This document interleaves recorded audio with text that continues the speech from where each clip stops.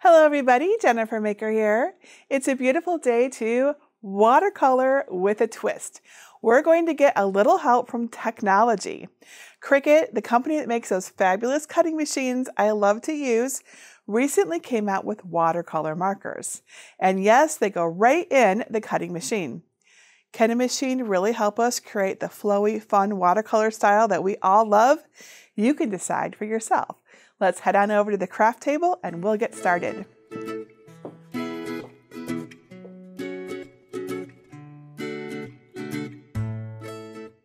First, you should all know that my mother is a watercolor artist, so the idea that a machine could help us watercolor seemed a little crazy to me when I first heard it. And also, I have to be honest here, the initial designs that Cricut shared when they released their watercolor pens were a little underwhelming. I can't say I was super impressed. But then again, I've seen some amazing watercolors, so I'm probably biased. My mother is very talented. Still, I was curious. If we improved the designs, could these Cricut watercolor markers actually make projects that we could be proud of in less time than they would normally take and without the need for that artistic talent? So I decided to use some natural works of art to play with these markers. We've designed some beautiful birds for you to try. What do you think? Amazing, huh? To help you get the hang of this, I've provided a practice project that will help you understand how the machine manages designs with multiple colors. Now, the initial design doesn't look quite like our normal designs, and that's on purpose. We've come up with a way to keep track of the colors and pen types for each line while you adjust them.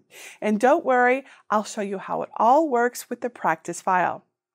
If you want to experiment with blending and saturating or even lightening colors before you tackle a bird, draw more copies of the Hello design to practice on, and then line them up in chronological order, and you'll see how your technique changes as you work it.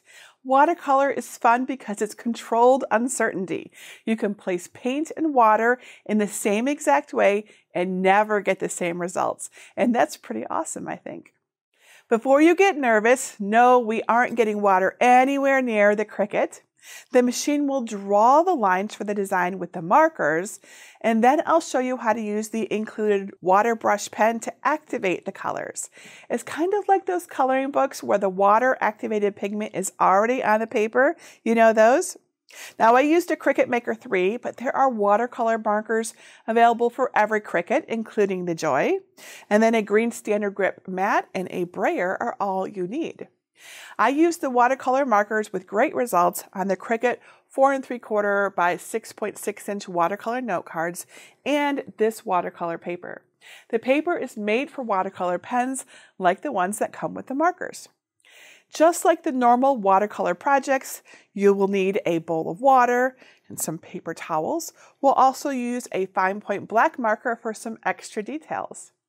Now, let's learn how to watercolor paint with a Cricut. Step 1, get my free watercolor designs. I've designed 5 files just for the watercolor markers. There's a Cardinal, a Hummingbird, Lovebirds, a Peacock, and the Hello warm-up design.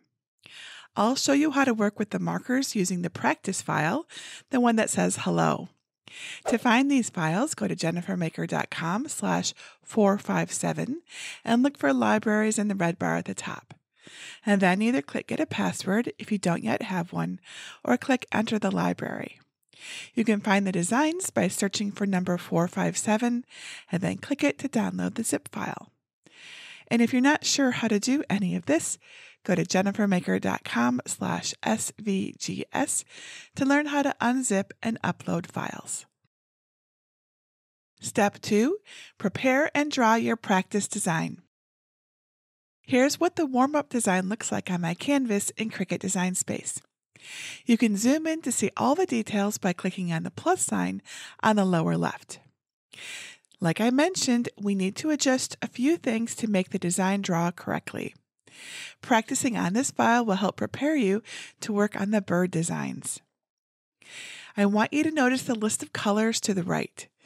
Each color is grouped with part of the main design. These will help you define which color you need to assign to the different layers of the image. Under the Operation menu, select Pen. Now the machine knows we're not cutting anything at all. Next, click Ungroup in the Layers panel. Select the first group in the Layers panel. The color purple is in here. Click on the color box near the Operation menu. Select M marker 1 millimeter and then Purple Watercolor. Then delete the layer that shows the word purple in the Layers panel. One color down. Repeat this same thing for the rest of the groups in the Layers menu, matching up colors to pens. Your design should now look like this.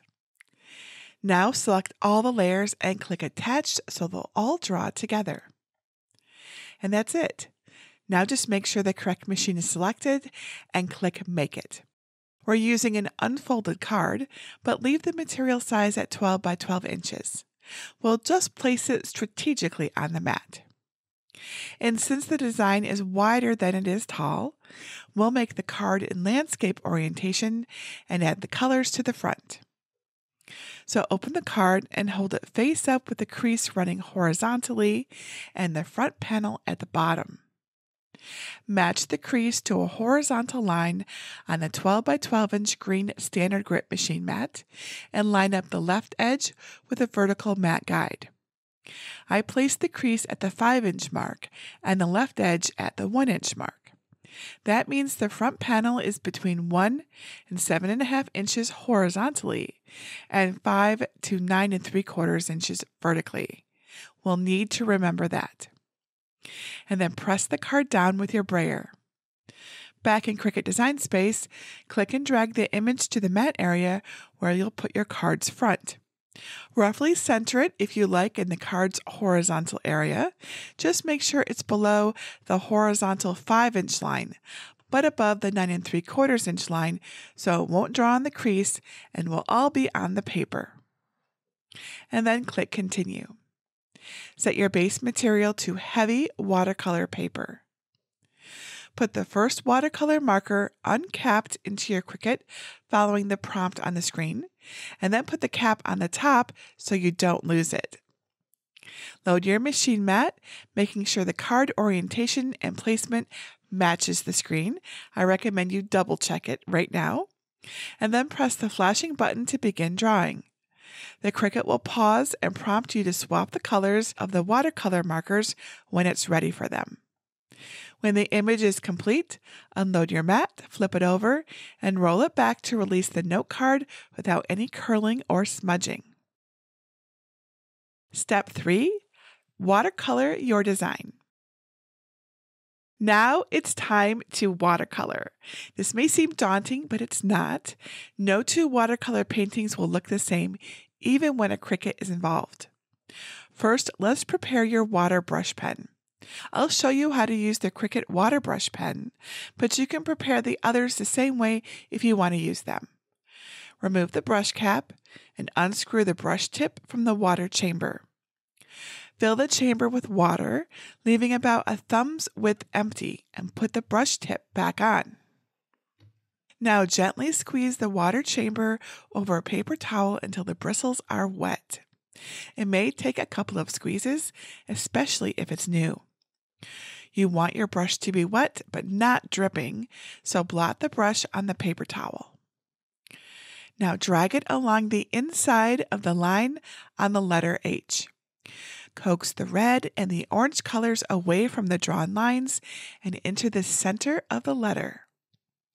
If your brush seems dry, gently squeeze it to draw more water into the tip.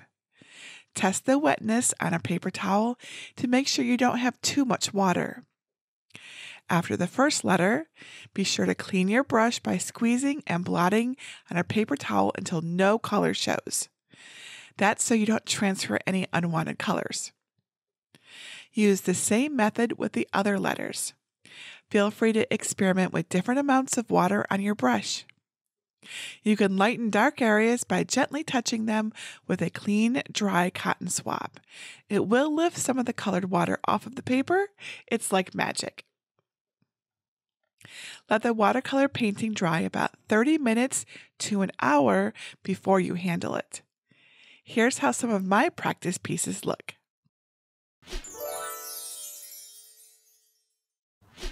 The bird images work just the same as the warm-up image. They look much more complex, but I promise they use the same techniques. If you want to experiment with blending and saturating or lightening colors before you tackle a bird, just draw more copies of the Hello design to practice on. Line them up in chronological order and you'll see how your technique changes. I used the same design preparation and drew them on the 5.8 inch by 8.3 inch watercolor paper to make frameable artwork.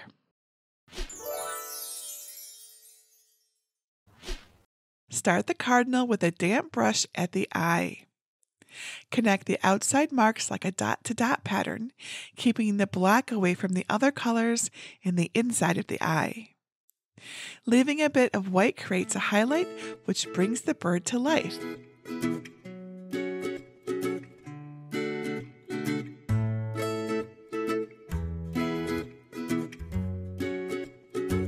Next, fill in the black around the claws with a slightly dry brush.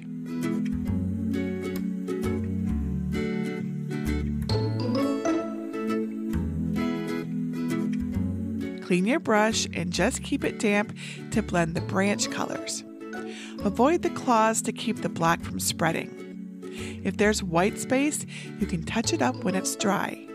Watercolor is fun that way.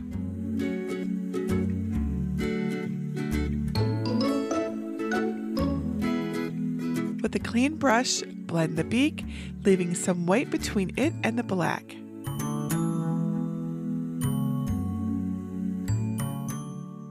Your brush can be more on the wet side, but not dripping for the main body.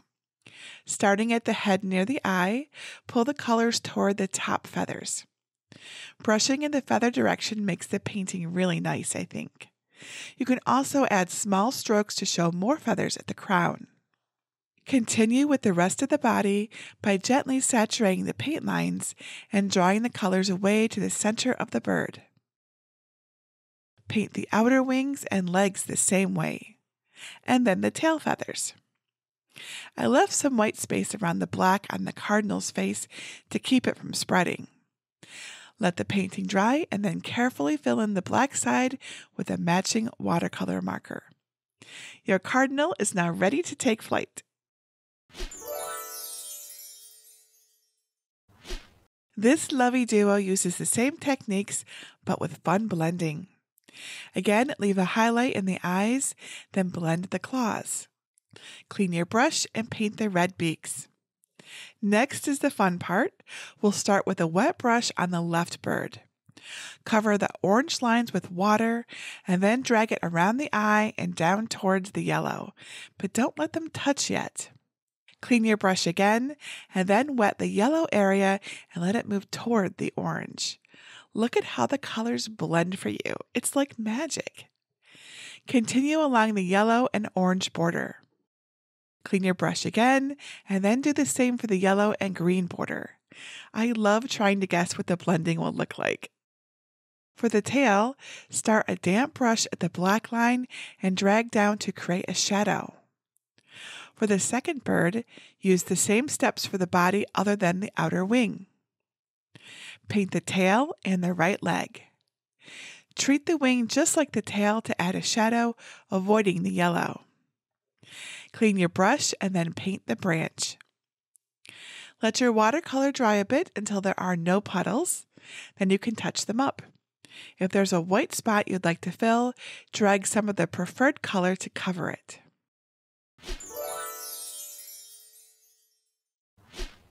The hummingbird looks a little funny because the feathers are so small, but it uses the same steps. Use a clean, damp brush to fill in the beak and the eye. Remember to leave a white highlight.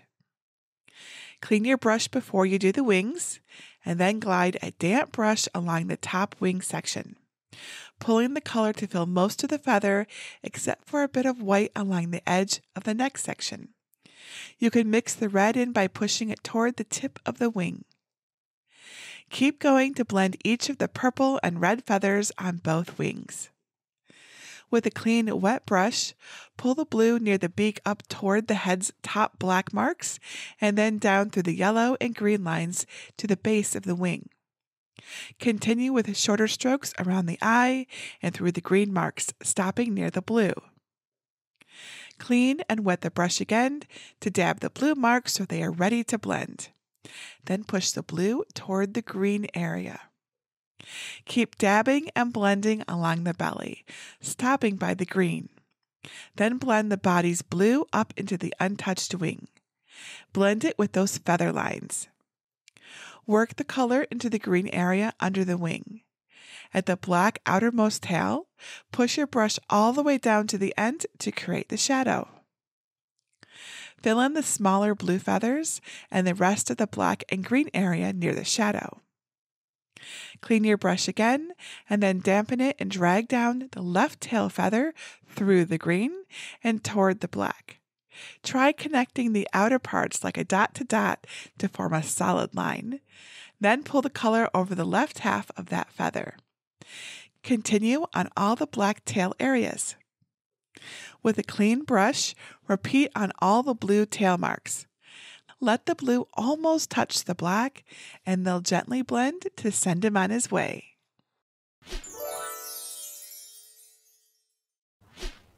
The peacock is just a more detailed bird, I promise. The Cricut will prompt you to add a normal black fine point pen for the skinny lines at the top, but that's the only difference. Start with a barely damp brush and lightly dab the crest feathers on top of its head, just enough to soften the top edges. Clean your brush and paint the beak. With a clean brush, wet the front top of the head without letting it touch the beak. To lighten the forehead for a highlight, dab a clean, dry cotton swab near the top of the head to lift some color. Run a wet brush down the outer neck and belly lines over the blue marks. Pull the color to the center of the body, stopping at the wing and green marks. Paint the wing by slightly wetting the blue and purple lines, then drawing strokes like the feathers. Clean your brush and then make the green and yellow marks damp. Dab the blue area to join the two sections together. The blue and green U shapes are the scalloped tail feathers. With a clean, damp brush, mix the two colors together and push them up toward the upper layer, but not touching. Give it a minute or two to dry just a little bit, and then go back in to touch up the white space. The next scallops have the eye designs that peacocks are so famous for. Start with the blue dot and drag a damp brush out over the green oval to mix them. Fill in the feather without wetting the yellow yet. Start the big feathers the same way, dragging the blue-green mixture toward the other scallops, and then down toward the blue U shape. Keep the upper part narrow so there's plenty of white space to show their shape. Leave the yellow and orange marks alone for now. The extra green lines are flourishes, so drag a slightly damp brush over them to extend the color or play with them however you like. Finally, drag a barely damp brush lightly over the yellow and the yellow-orange marks to slightly blend the middle of each eye feather. Congratulations, you've painted a beautiful peacock. Aren't these watercolor markers so much fun? I love that you can have the Cricut place the colors for you and then use the water pen to get different results. It is really neat. Now, once the paintings are completely dry, you can use them as cards and mail them to someone special or frame them for decorations and gifts. And remember, watercolor is supposed to be fun and freeform, so don't worry if your paintings don't look like mine. I hope you'll have fun with these watercolor marker experiments and be inspired to try more projects with them.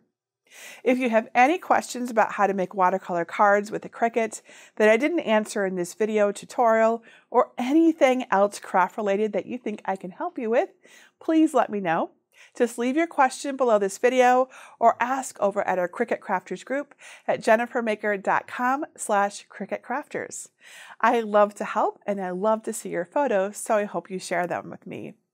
And that's it for today. Until tomorrow, this is Jennifer Maker reminding you to craft a life you love.